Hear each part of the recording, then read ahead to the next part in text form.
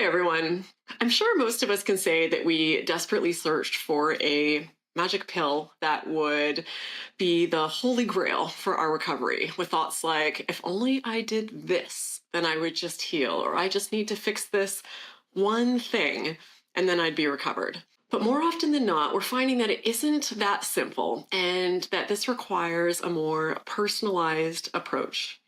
Hi, I'm Raelan, and each week I share inspiring recovery interviews with people who have overcome the challenges of conditions like CFS and Long COVID. And after conducting almost 200 interviews and counting, we've uncovered here a wealth of knowledge and strategies to guide your recovery journey, showing that healing truly is possible.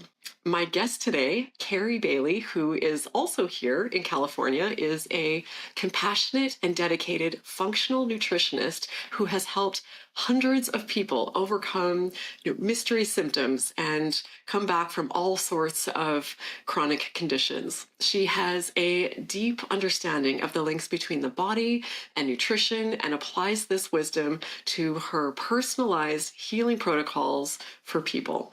So let's dive in. Carrie, amazing to have you here today. Thank you for doing this. Thank you, Raelan. It's really exciting to be here. It's an honor. So tell us a bit about your journey that brought you to where you are now, your own journey with your health, doing the work that you do today. Okay, beautiful. So I became a functional nutritionist really out of my own curiosity and interest to figure out what was going on with my own body and my own symptoms. I'd struggled with all kinds of weird miscellaneous symptoms since I was a kid, right?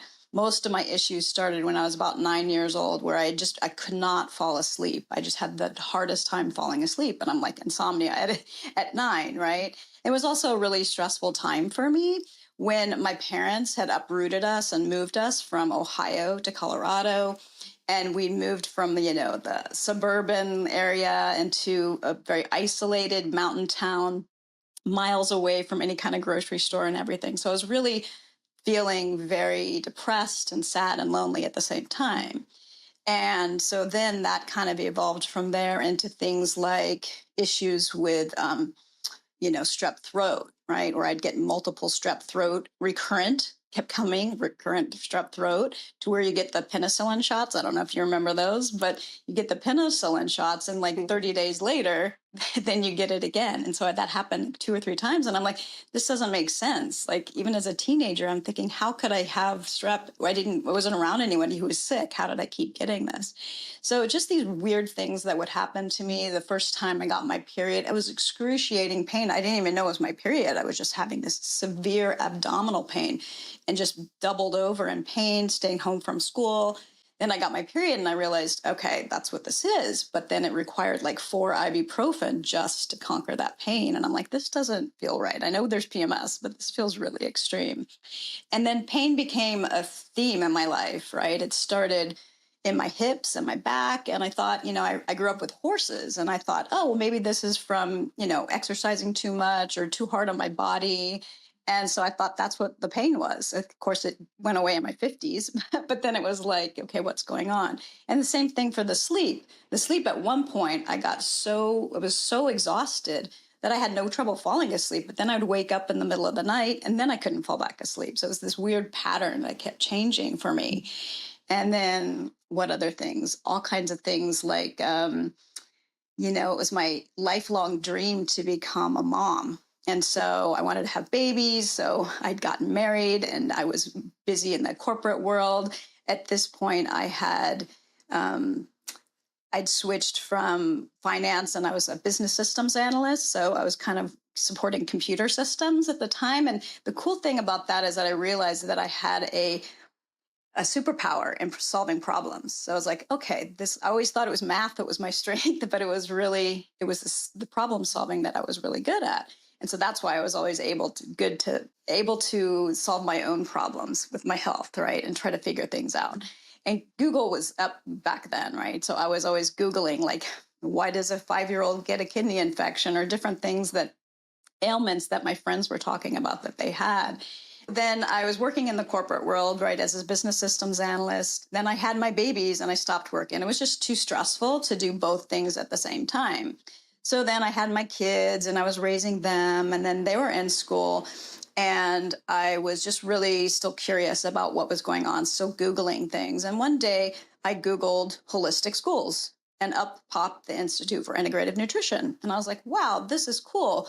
It's an online school where I could become a health coach. And so I could sort of formalize my training because I'd done a lot of training for the past 20 years, my own curiosity about, how the body works and what's going on with my body. And so I was able to take that program while my kids were in school. And I learned all kinds of things about like eating your leafy greens and drinking more water. And that was great. And I started right away implementing it with clients. I got clients right away, started working with them.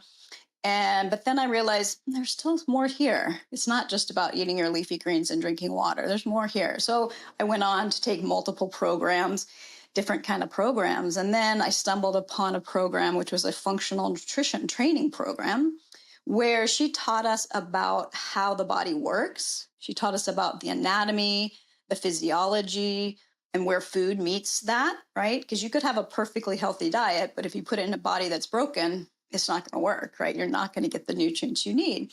So I learned all those things from her, and I learned to think. She taught us really how to think through cases, how to take a person's signs and symptoms and what they mean and things like that. And so I was able to learn from her how to become a functional nutritionist, which is what I evolved to do. So then I was like, okay, so now I've just sort of switched from being a business systems analyst fixing computer systems to a person helping human systems and the challenges that we all have with our health and solving those mystery symptoms through functional nutrition. I love that. I never would have seen the parallel until I see you explain it that way. You're a problem solver. You're a fixer. Mm-hmm. So, I mean, something globally relevant right now for a lot of people, unfortunately, is all the millions of people facing long COVID. So I know that you have, worked with people around this and explored that connection. So can you talk to us about that? Well, it really started with my interest in creating a YouTube channel. So I created a YouTube channel, and you have to have a niche, right? And all that kind of marketing wrapped around it. And so I was like, what should I do? And I decided that my niche would be anxiety and depression because I'd suffered with it. All of my clients had suffered with it, my family, my parents. So I knew it was a relevant issue. And so I started this YouTube channel. I started doing videos. And I was kind of bored with myself right up front, right? And then I started to realize that maybe my message wouldn't get to where I wanted it to go because I think that Google and YouTube and most of the world think that anxiety and depression are mental disorders. They don't think they understand that it can be a physiological disorder, right? It's what's going on in your body that's causing those problems. So I had this huge fear that, that I was going down the wrong path, and it just felt too narrow for me. So one day, as I am kind of prone to do, is just do things kind of out of the box, is I created a long COVID video. And I was so scared because as soon as it got posted, I had the COVID disclaimer at the bottom, and I started having all these panicking thoughts like, oh my God, am I going to be quiet canceled, or what have I done creating this video? But then this video started to go crazy. It went viral, and I had thousands of views. And then before I knew it, I had 10,000 views. And even today, I think I have about 20,000 views, right? And so it made me realize, wow, this is a huge issue for people. There's so many people suffering and struggling that I didn't even realize, right? In my little tiny bubble of the world, I didn't realize until I created that video how big an issue this was. And so then I realized, okay, well, if I can help myself and the hundreds of people I've already worked with their weird mystery symptoms, to me, I was just seeing long COVID as another weird mystery symptom that I felt like I could solve through targeted food and, therapeutic food and supplements, and see if I could help them. So in your experience working now and, talking to so many people who have had long COVID and recovered from long COVID, what is causing this? What is happening here? Yeah, I think the root cause of all health issues, all symptoms, all chronic diseases it breaks it down into two things. One is pathogens and the other is toxins. Now, of course, it's how those things happen in the body, right? If the body is deficient and weak, just like a plant, right? If a plant is weak and sick, bugs are going to attack it. That's how I think of the body, and when it comes to these pathogens and toxins. But in our toxic world, and all the pathogens that are out there, we're all subject to this, right? We all have pathogens and toxins. It's just a matter of to what degree. So let's break down pathogens first, right? Pathogens are any kind of microorganism that's living off of you, right? It's eating from what's in your body, it's pooping, it's waste in your body, and it's living off of you, basically. This can be things like in the stomach, there's like H. pylori, is a bacteria.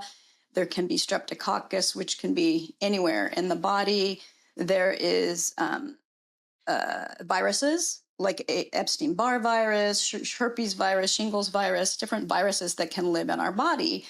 And they, again, create havoc. And so what I've noticed with people with long COVID is that it's this reactivation of dormant viruses, right? So these viruses have gotten in their body, and then it's the COVID virus, or sometimes even the vaccine, which has triggered people, because people say, I've been sick since I had the vaccine.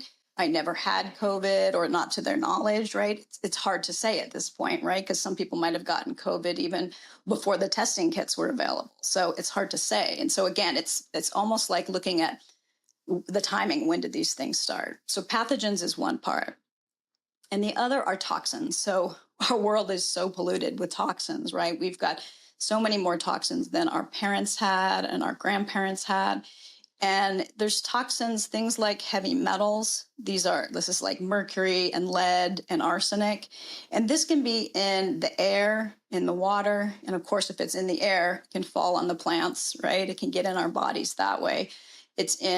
So it can be in our food, and it can cause all kinds of problems, right? And there's other kind of toxins too. So if you were to eat conventional produce instead of organic, you're much more susceptible to being exposed to pesticides and herbicides, right?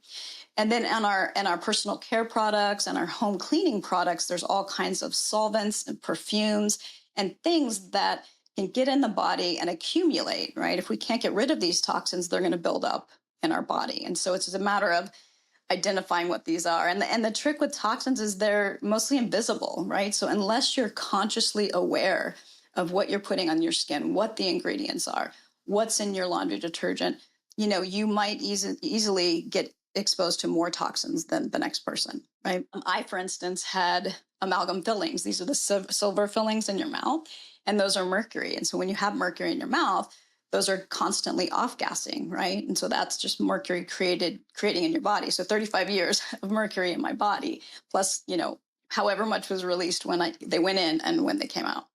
So there's just a lot of toxins and pollutants. And so if we can minimize the toxins and pollutants in our body, then we can heal from long COVID. That's my belief. That all makes a lot of sense. I appreciate you explaining all of that. And, I'm wondering your experience, your thoughts, that I'm sure you are aware there's a lot of talk about the nervous system and its role in conditions like long COVID and vaccine injury and ME/CFS and a whole host of other conditions. So what is the interplay there? And what is happening there? Yeah, I love this question because, again, it kind of goes back to the anxiety and depression thing. It's sort of in the same lines. Is what's happening is that the body is being attacked by these viruses, mostly specifically, are attacking our nervous system. So, for instance, the cognitive and neurological issues you get with long COVID, that fatigue and brain fog, are generally the nervous system, right? In our brain, we have like 9 cranial nerves, and then those nerves run down our body. Obviously, like the whole body, it's like your electrical system. Like nothing happens without your nervous system. It works when you're asleep. It works when you're awake. It's always there. And so what I've noticed is the nerve that's most impacted for people with long COVID is the vagus nerve. And this is the nerve that runs from the base of the skull all the way to your tailbone. And it branches off into your organs. So it helps control the functioning of your organs. So you're going to have your vagus nerve. There's going to be a piece in your stomach, which is going to control the release of stomach acid. It's going to go through your heart and control your heart beating. So if you're getting heart palpitations, there could be inflammation there. And it's even going to control your liver, your small intestines, and even your reproductive organs, right? So for me, going back to my story, having infertility issues and having issues with really bad cramps, right? I think that there was a viral kind of thing going on there, that it was inflamed in that part of my body.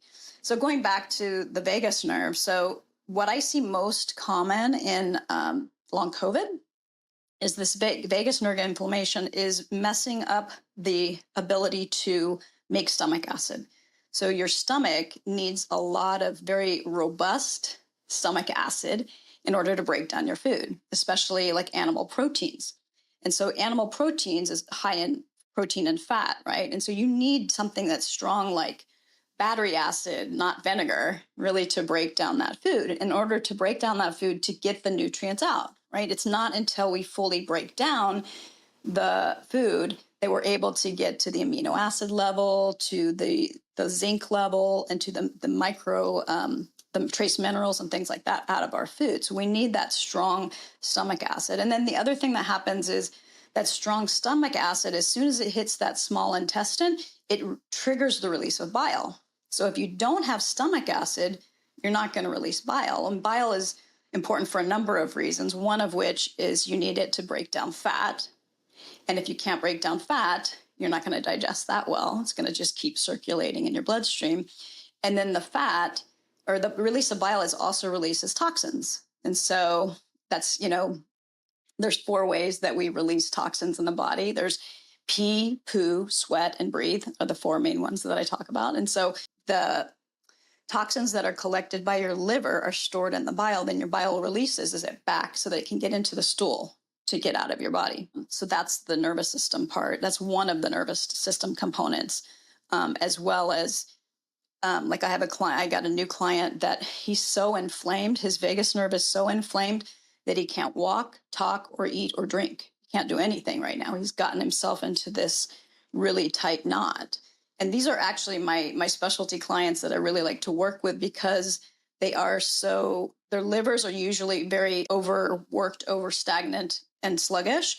And at the same time, they're reacting to the nervous system. So, it's spilling over and creating sort of toxins that are affecting the nervous system, right? So it's a matter of reducing the toxins and reducing the pathogens that are attacking the nervous system in order to calm everything down. But it can really take a lot of baby steps to figure out. It's like, when you have a necklace, like a chain that's all knotted up, right? It's like, how do you undo the knot, right? Like you have to find that first knot that you pull in order to start unraveling the knot. And so it can be really tricky when people get to that situation of getting out of it, of being able to put things in that you don't want to trigger the nervous system. You want to calm the nervous system. But at the same time, sometimes there's foods that are healing that you're going to react to. You've mentioned things like, we're carrying viral loads. We could have heavy metals. We could have all sorts of things happening in our body. So how important is detoxification in this process, in that someone facing this condition, should they be actively doing detoxification protocols? How big a role does that play? And if so, what does that look like? Mm-hmm. Beautiful. Yeah, I think from the people that I see, the population of clients that come to me, usually their livers are stagnant and sluggish. So their livers aren't working very well. And your liver is responsible for detoxification. Also, most people have gotten to the point of nutrient deficiencies, and your liver needs certain key nutrients, certain B vitamins and zinc and choline and things like that in order to function optimally. And so what happens is that the liver isn't able to do its job very well, right? People have fatty liver or things like that. And so what I've come to find is that it's on top of the pathogens and toxins, we've been having this diet that's very high in fat. So I know there's this push for protein. We can talk about protein in a bit, but this excess fat in the bloodstream is making our blood thick.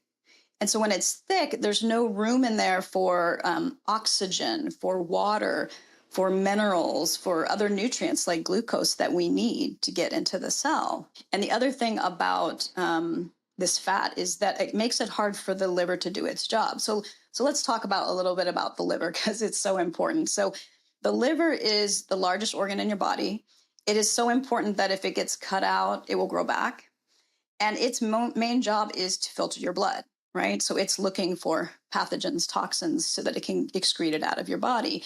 But its job is also to take the mineral or the nutrients from leafy greens, for instance, right? You've got your folate in your leafy greens, and its job, your liver, is to take that and convert it from biochemistry to convert it to the methylated form of that nutrient so that your body can use it, right? So it's one of its many jobs.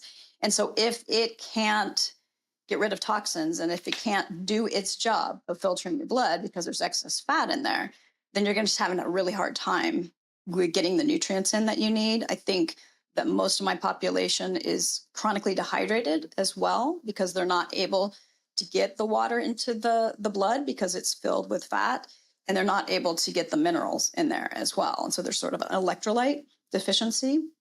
And so that's what I find that the first things that we have to do is reduce the overall fat and get people eating more fruits and vegetables, because that's really where the nutrients are. That's the nutrients that your body needs in order to function. And those are the nutrients that are going to grow the good bacteria, right, in our digestive system. That's what feeds them.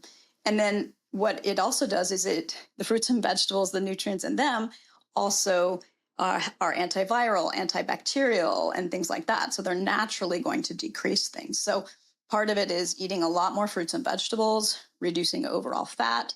And, this can be for a few months, a year. It just really depends on the person and how much of a load they have and what's going on for them and how much detoxification. Because sometimes you have to put in key nutrients to clear those detoxification pathways that they're not even opened for them to be able to detoxify, right? You have to give the liver the nutrients it needs to do its job.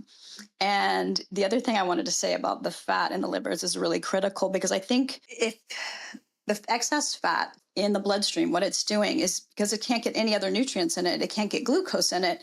So what happens is your body's so smart. The body is just amazing to me. So when you eat food, it knows. If you're eating a chicken sandwich, it knows, okay, I need to have bile to break down the fat. I need insulin to break down the sugar. And so it's going to communicate, your stomach is going to communicate to your pancreas to say, hey, we got glucose here, release some insulin. So it releases the insulin, but there's no room in the blood from all the fat to get the insulin in there. So then so it's like the fat is blocking the insulin. So then the insulin's job is to open the door to the cell to let the glucose in, right? Every cell in your body needs glucose. And if it can't have the glucose, how can it function? Now, sometimes people will argue, well, what about neoglucogenesis or ketosis? And I'm like, yeah, those are other ways for your body to get glucose.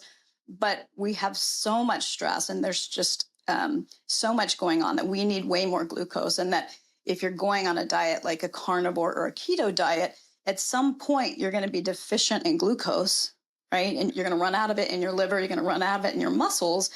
And it's really key for the nervous system to function is to have the glucose and to have the minerals, the electrolytes, in order to function optimally. So I think that this is the key mechanism behind chronic fatigue, to be honest, because, well, let me step back and say that the mechanism of not being able to get the insulin in the cell. So having this combination of fat in the diet and sugar in the diet, which I'll break down in a bit, is causing insulin resistance, right?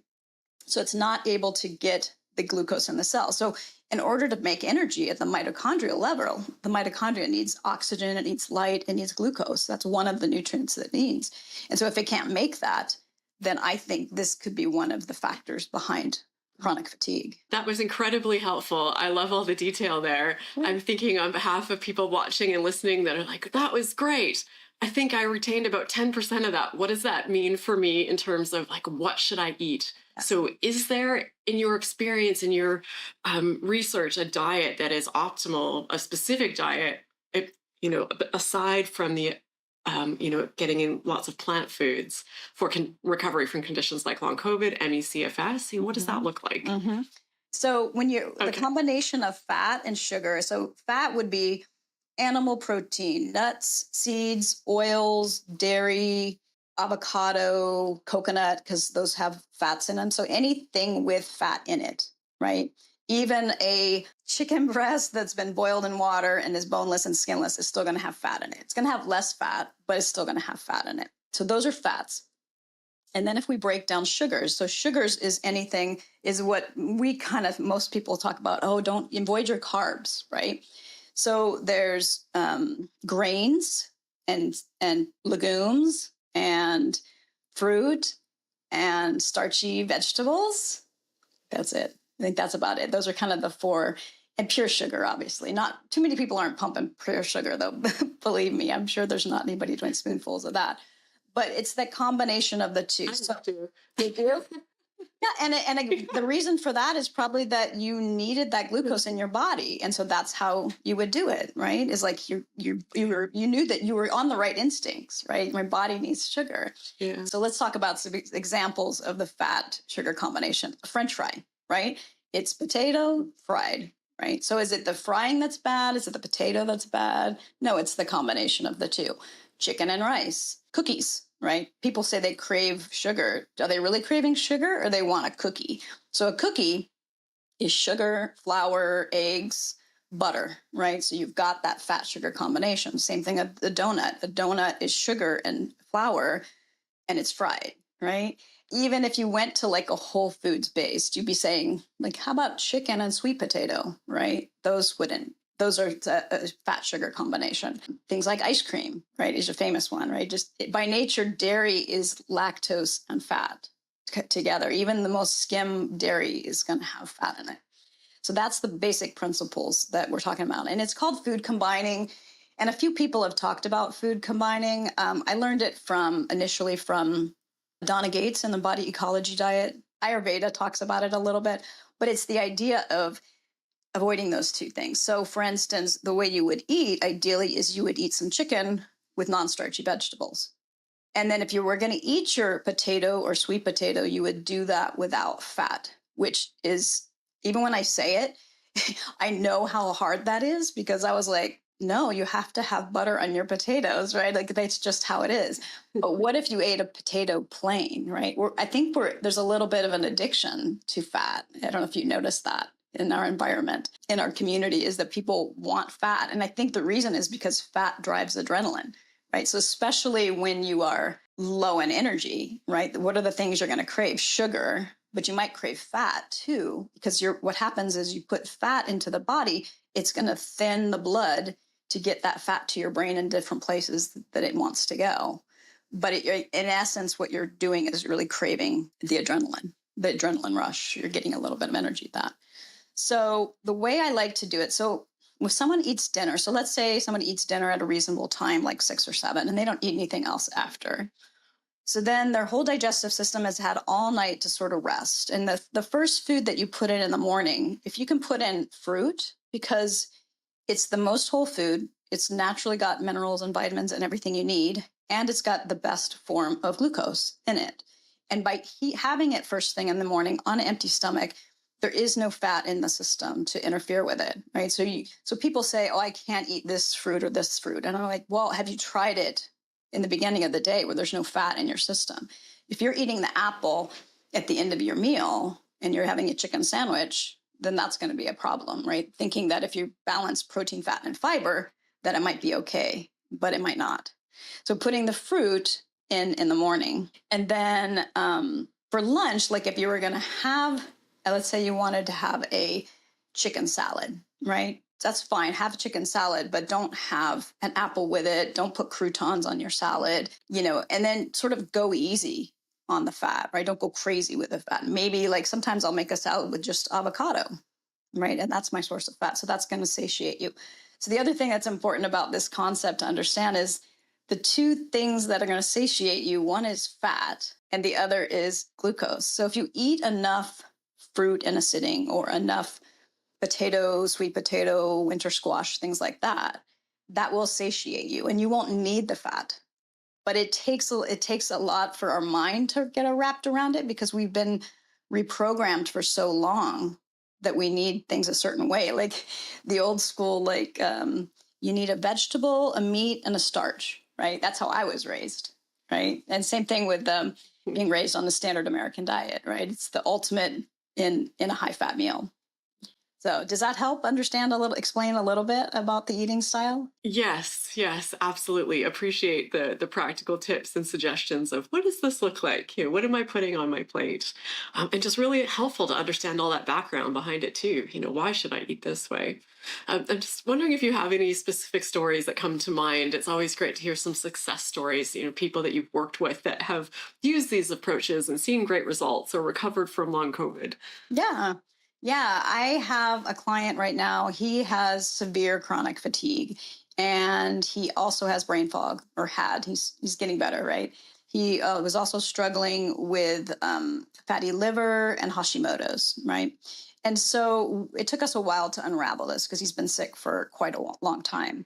And so we were able to first we had to flip him to his sleep. He was sleeping 16 hours a day and he was sleeping mostly during the day and he's then awake at night.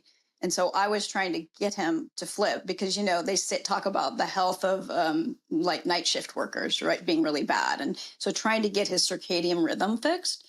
So we had to get him sleeping at night, right, instead of the day. So what we did is got him down from sleeping 16 hours a day to sleeping 8 or 9 hours a day. And then he was sleeping at night. So he was able to go to bed at 10-ish and, get up at 9 or 10. Or sometimes he still doesn't have a lot of energy. So he's still not very active. And he still has that issue that if you move too much, you kind of crash, right? And you have to pay for it the next day. So he's still at that point, but at least we've got his brain is working so much better, right? And so we've been able to get him off of 2 antidepressants. He was also taking a stimulant called modafinil. I don't know if you've heard of that, but it's the only thing that he could use to function for our calls. You needed that just to stay up and alert and awake for our calls. And then he was also taking a medication for restless leg. And so we were able to get him off of all of those. And then this was so interesting to me is there's a couple times that we had to take testosterone out. And a doctor wanted a test. So the first time he came off testosterone, he kind of crashed, right? So we got him back and up and stabilized. And then we went off this testosterone the second time. And I said, let's keep that out. Because I looked at the ingredients. I don't know if you ever look at the ingredients of medications, but it had like cottonseed oil and all kinds of other things in it. And so I said, let's see if we can, this is all, of course, always in coordination with a doctor, right? I don't ever make any recommendations about medications without the doctor. But I said, what if we just keep it out for a little while and see how you do? And that was the thing that really lifted his brain fog. It was amazing. I mean, I'm sure it was a culmination of all the things we'd been doing, but once we got that testosterone out, his brain fog just walked away. It was amazing. So we're still working together. There's still some work ahead, but he's doing so much better. And he's such an inspiration for me. He's actually the one that told me about your channel. And I was like, okay, this is interesting. So he's so driven and so motivated to get better, right? He's been sick since he was a kid. So and I think COVID was in the mix as well, right? But his chronic fatigue was so bad that you wouldn't have known that there was COVID in the mix, but we talked about it because then he later got a COVID vaccine and crashed. And I was like, okay, no more boosters, no more vaccines, because that's going to make you crash again. So we were able to get him off of all those things and he's doing amazing. That's such a great story. And it's so important or a good reminder that because it can feel like after so many years or trying so many different things, like there's just like nothing helps. I think there's a learned helplessness that can come in, or, I've really tried everything that exists, but we have new things, new understandings, new insights, every month, every day. So all these little puzzle pieces, and sometimes it just takes a couple of small little puzzle pieces to fall into place to really have this bigger effect on how you're feeling. So just really encouraging, don't give up and keep looking and keep working until you find your answers. And work with people like Carrie who can help you figure it out, because you don't need to figure this all out yourself, because this is a lot. Especially this might be understandably the hardest thing you've ever gone through in your life if you're facing long COVID or a vaccine injury or ME/CFS, and now you're tasked with being the person to find all the answers. So keep going, get the support. Cube. How when you're solving a Rubik's Cube and you think you're close, but then you have to kind of back up And then you're like, do it again. And so that's what it's like. It's like you actually kind of go backwards before you go forwards. And it's just what it takes to solve the case. Yeah, that is a perfect analogy. So, tell us about the work that you do with people. What does that look like? What kind of resources do you have available? What kind of support do you provide? If someone's facing these conditions and they wanted to work with you, Mhm. what would that look like and what would their options be? Yeah. So I'm working with people one on one, and I work with them in that we work together. We meet every couple weeks. We've got chat support in between, but I'm constantly it's a process. I call it assess, recommend, and track. Right. So first I say, okay, how are things going? Where are you? Right. And then and I also tap into their intuition, right? Because you know your body better than anyone, right? And I'm just the guide, right? And so the two of us together are creating a therapeutic relationship. And so we have to have a lot of trust. And if I make a recommendation that doesn't work, I need to know that it didn't work, or I need to know how you tried it in order to fix it, instead of just, sometimes people go to their doctor and they're like, oh, the doctor put me on this thing. Oh, I didn't want it, but I didn't tell him, right? And I'm like, that's what we cannot do. We have to communicate. So if I tell you to do something and you're scared to do it or you don't want to do it, we need to talk about it, because I'm here to meet you where you are, right? And then we just constantly repeat. So it's assess the situation, I make some recommendations, they implement it, I track them for a couple weeks, we see how they go, right? And then it's still a lot of trial and error because everyone's unique, right? And so then we have to say, okay, how did that go? Oh, this got better, but this got worse. I'm like, okay, great.